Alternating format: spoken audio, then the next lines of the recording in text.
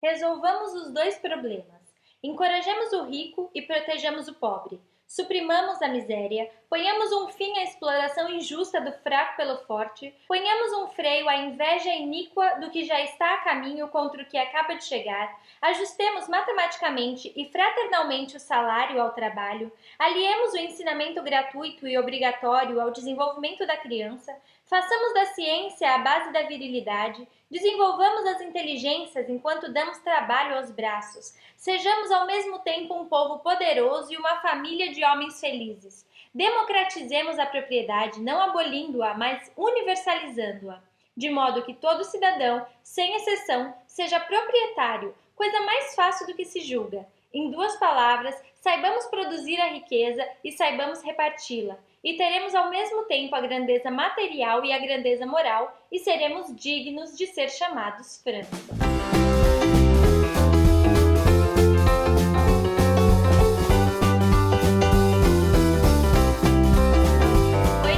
Essa é a oitava parte do Diário de Leitura dos Miseráveis, e essa parte vai do começo do livro até a página 1292, antes do segundo capítulo. E nesta parte, o começo novamente um pouco assim, né, lento, mas depois, cada vez que os personagens voltam, não tem como parar de ler esse livro, né? Eu só paro quando eu tenho que gravar o vídeo aqui para vocês. No livro primeiro, algumas páginas de história, ele fala um pouco da Revolução de 1830 e que a Revolução devagar vai se espalhando entre o povo. Essa parte que eu li no começo do vídeo é dessa parte, inclusive, e quem dera, né, que a gente já tivesse conseguido essas coisas tão simples aqui, um parágrafo de coisas, pronto.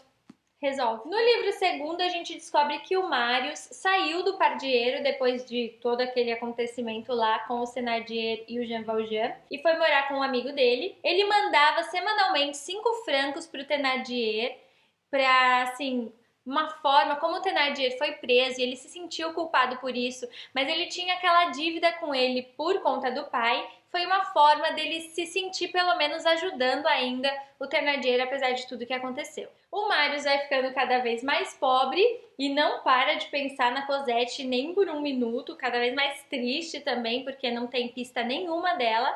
E daí a Eponine, que é a filha mais velha do Thénardier, encontra o Marius e fala para ele que descobriu, depois de todo esse tempo, né, o endereço daquela moça que ele queria, que é a Cosette, e ele, na hora, já fica esperançoso de poder finalmente reencontrá-la. No livro terceiro, a história volta assim no tempo para contar pra gente o que aconteceu com o Jean Valjean e a Cosette no tempo que a gente estava acompanhando o Marius lá no livro do Marius. Então a gente sabe um pouco deles, porque o Marius encontrou com eles, né, no Luxemburgo, porque por conta do que aconteceu com eles lá no Pardieiro, mas a gente não sabia até então como eles tinham saído do convento, onde que eles tinham ido morar, etc. E aqui a gente fica sabendo que 5 anos depois de estar lá no convento, o Jean Valjean resolveu sair de lá porque ele não achava certo obrigar a Cosette a uma vida de freira, porque isso tem que ser uma escolha livre da própria pessoa e ele não achava justo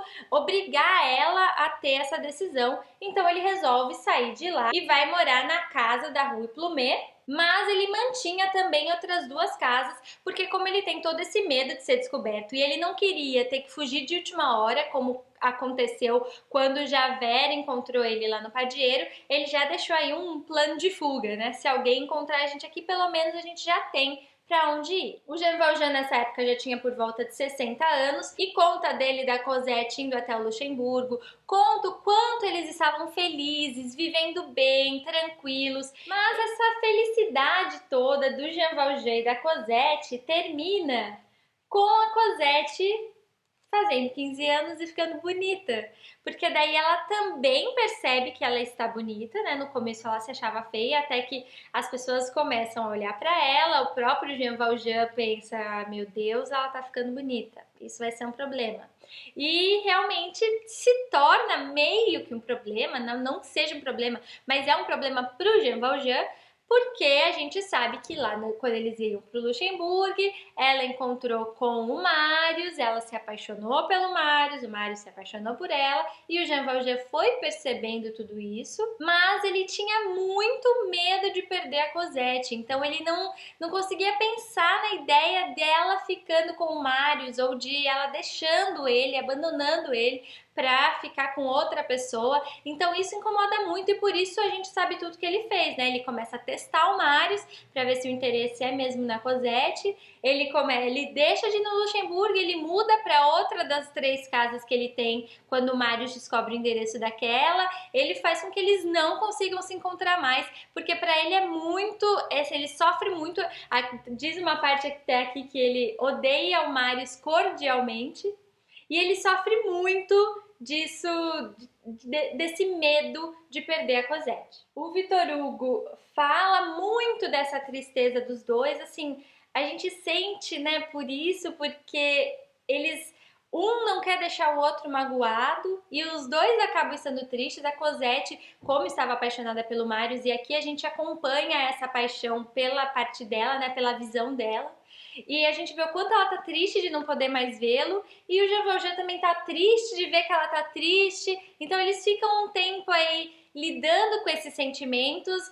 Se um pergunta pro outro tá tudo bem, porque eles não querem fazer o outro sofrer, mas estão todos sofrendo muito. Até que tem um dia que o Jean Valjean e a Cosette saíram para caminhar antes do nascer do sol, que era um costume que eles tinham num campo lá de trigo.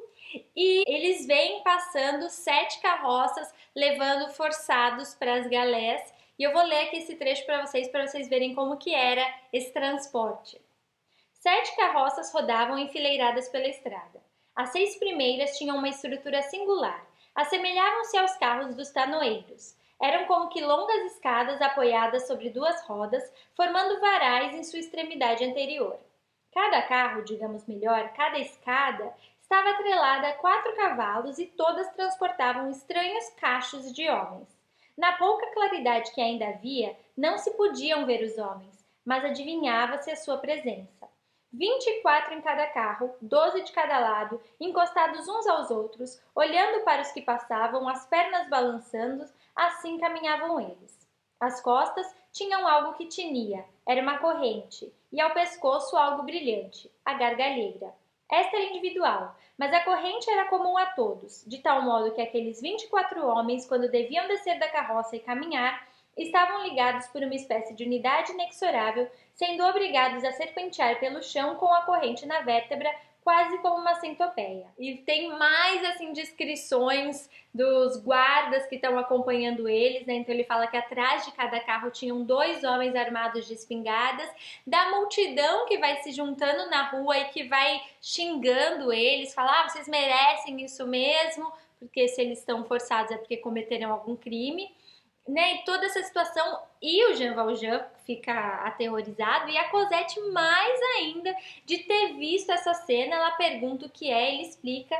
Aqui diz que ela ainda faz várias outras perguntas, mas ele tá tão mexido também com a situação que não consegue responder, tanto que no dia seguinte o Jean Valjean leva ela para ver coisas bonitas, outros eventos em Paris, para ela esquecer aquilo, e passa o tempo e ela vai, se diverte, mas no final, quando depois que tá em casa, ela pergunta: papai, mas o que são as galés? Ou seja, ela ficou tão chocada com tudo que viu que nem essa distração fez com que ela se esquecesse.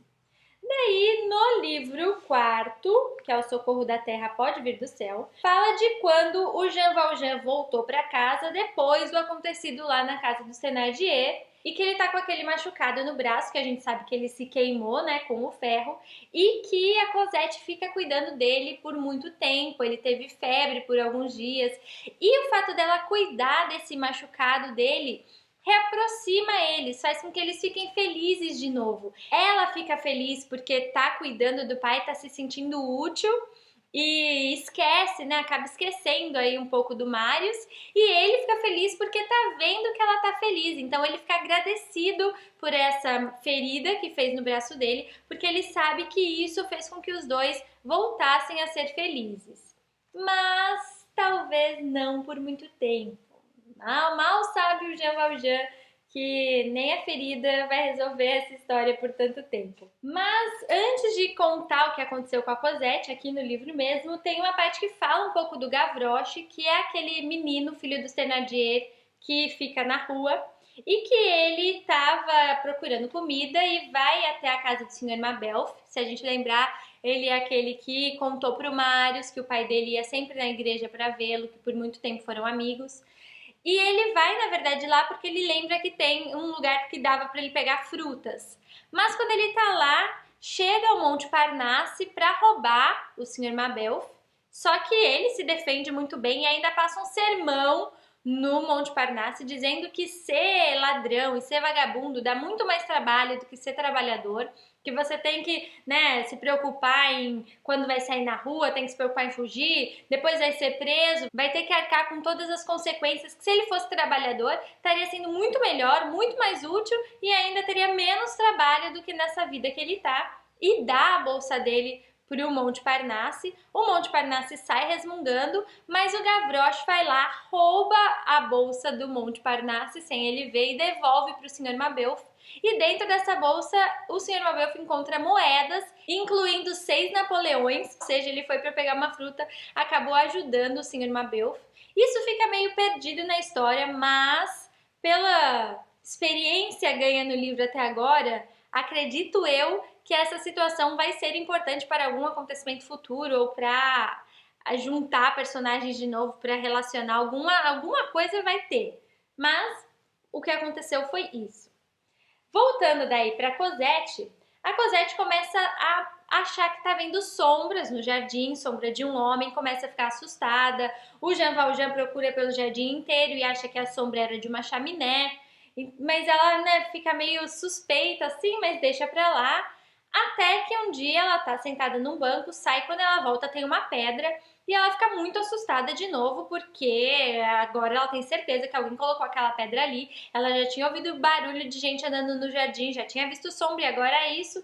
Mas no dia seguinte ela vai mexer na pedra e embaixo dela encontra uma carta deixada pelo Marius, uma carta de amor, claro. E aqui diz que é um manuscrito de 15 páginas, então, né, Marius realmente aí se sentiu inspirado com todo esse sentimento.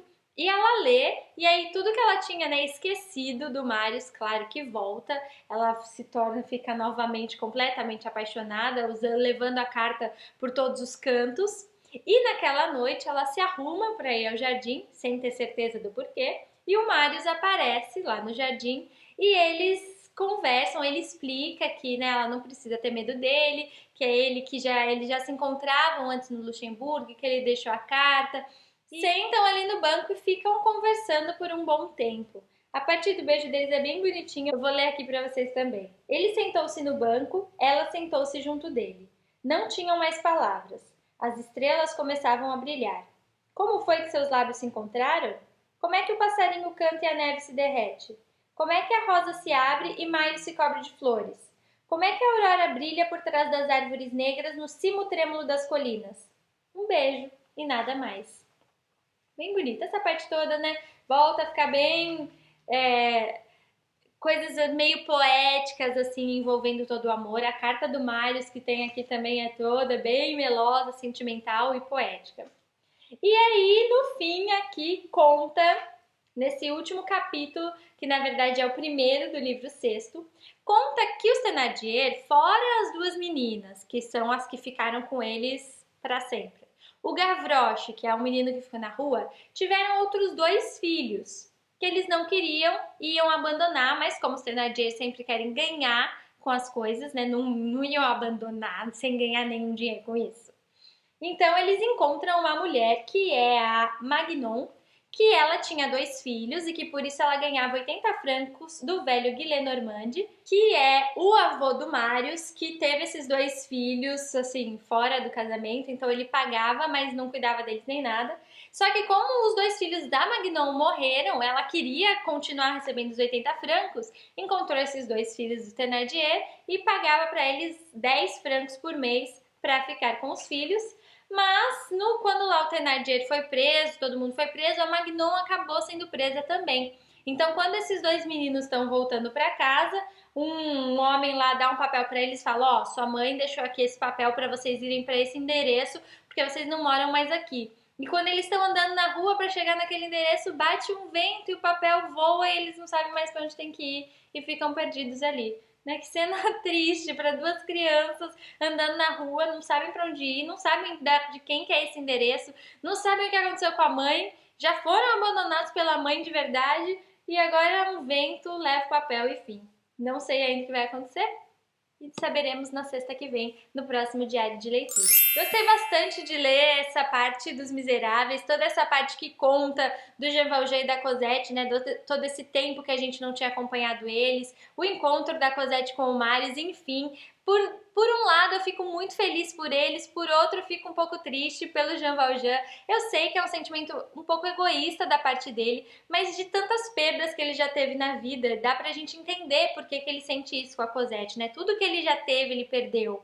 Então ele tem um pouco essa sensação de que ele pode perdê-la também facilmente, se ela simplesmente, né, se apaixonar e assim acabar optando por ficar com outra pessoa. Mas eu acredito que ele vai entender que uma coisa não impede a outra, né? Que um amor não impede o outro. Pelo contrário, são amores diferentes e isso só agrega, não diminui. É isso, me conta aqui nos comentários o que você achou desse comecinho do livro 2. Me acompanha nas redes sociais, onde eu tô sempre falando sobre o que eu tô lendo. Curte o vídeo, se inscreve no canal. Muito obrigada pela companhia e até sexta que vem.